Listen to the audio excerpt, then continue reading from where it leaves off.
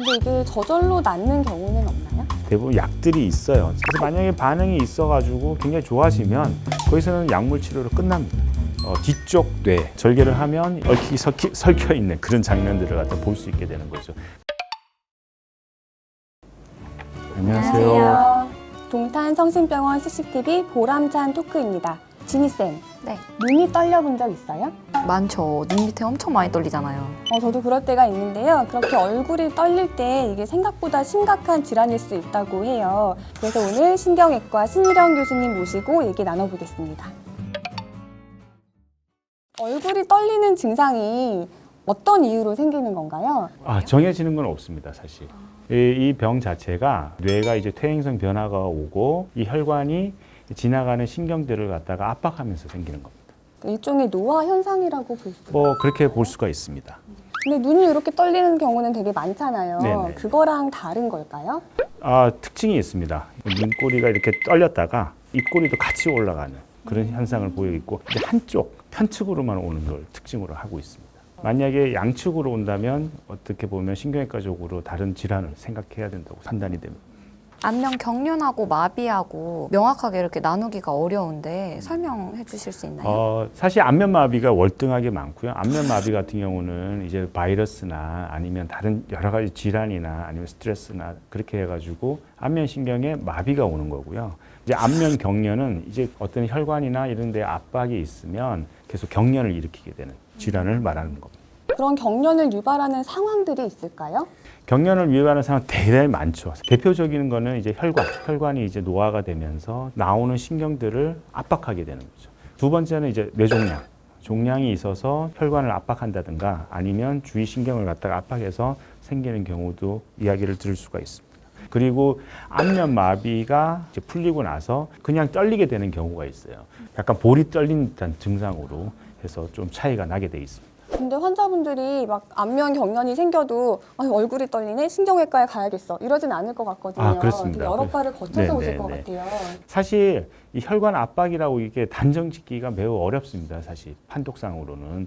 그래서 일단은 신경과에서 약물이나 아니면 심하면 이제 보톡스 치료 같은 보조적인 치료를 갖다가 많이 하게 되죠.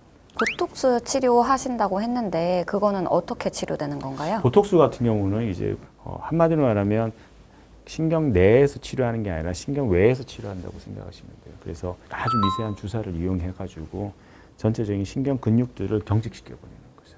그럼 그대로 이렇게 굳어가지고 그렇죠. 근데 되게 약간 일시적인 거 아니에요, 보톡스는? 그래서 보통은 효과가 짧게는 2달, 길게는 한 6개월 정도 가는 걸로 되어 있습니다.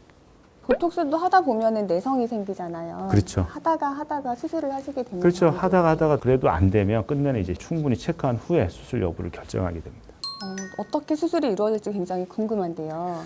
귀 뒤에 우리가 보시면 후두개화라고 있습니다. 이거 후두개화라는 거는 뒤쪽 뇌에 신경이 나오는 부위를 500원짜리 동전만큼 절개를 하면 이제 신경들이 이제 다양한 혈관들과 이제 얽히기 설켜 있는 그런 장면들을 갖다 볼 수 있게 되는 거죠. 그래서 우리 몸에는 1번부터 12번 신경이 있는데 1번은 이제 후각신경, 12번은 이제 혀를 움직이는 신경까지 다양한 신경이 있는데 수술한 데 들어가면 청각신경부터 만나게 되는데요. 뒤에 이제 안면신경이 있고 그 안면신경이 나오는 부위에 대부분 혈관이 압박하고 있어요. 그래서 우리가 이제 그 혈관을 보고 혈관과 그 사이를 띄워주면서 그 사이에다가 약간 솜 같은 절연체를 내서 풀어주는 거죠. 근데 뇌에 있는 혈관은 굉장히 중요하다고 하는데 네네. 그러다가 혈관이 다치는 일은 없나요? 그렇죠. 이 혈관이 다치면 안 되죠. 사실 그래서 이 수술 이름이 미세혈관 감압술이에요. 굉장히 정교한 수술이고 현재는 보편적이고 안전하고 그리고 이제 내시경도 같이 쓰면서 지금 치료의 치유율은 95% 이상으로 상회하고 있습니다. 효과가 그래서 굉장히 좋네요. 효과가 굉장히 좋은 질환 중에 하나고요. 재발률도 2% 이내로 되고 있습니다. 그럼 기계로 수술하는 게 아니라 손으로 직접 직접 다 하는 겁니다. 보통 다른 질환들은 빨리 가는 게 중요하다고 하잖아요. 네. 이 질환도 마찬가지인가요? 사실 기간하고는 상관이 없어요. 기간하고는 상관없이 그 대신 사회적인 관계에서 이 환자들이 이제 그런 불편함 때문에 오는 것 같아요. 근데 이게 저절로 낫는 경우는 없나요? 대부분 약들이 있어요. 1차적으로 쓰는 약들이. 그래서 일단은 신경을 진정시켜주는 약을 쓰는 거죠. 약 50% 이상 반응이 있습니다. 그래서 만약에 반응이 있어가지고 굉장히 좋아지면 거기서는 약물 치료로 끝납니다. 하지만 나중에 이제 뭐 2년, 3년 또 가면 또 다른 퇴행성 변화나 다른 변화가 올 거 아니에요. 그러면서 이제 또 재발률도 많아져요. 근데 검색해 보면은 그 뭐 자가치료법으로 마사지를 해라, 뭐 껌을 씹어라 이런 게 나오거든요. 사실 이제 이 뇌혈관이 압박해서 생기는 병이잖아요. 그러니까 밖에서 무엇을 해준다고 해서 좋아지는 거는 없어요, 사실. 그러니까 안면 마비 같은 경우는 이제 휘바람을 분다든지 껌을 씹는다든지 마사지를 한다든지 다양한 걸로 도움이 될 수가 있습니다. 그러니까 마비랑 경련이랑 많이들 헷갈리기 때문에 좀 그런 정보들이 있는 것 같습니다. 맞습니다. 네, 지금까지 신경외과 신일영 교수님 모시고 안면 경련과 미세혈관 감압술 치료에 대해서 얘기해 보았습니다. 모두 씩씩한 씩씩한 하루 하루 되세요. 되세요.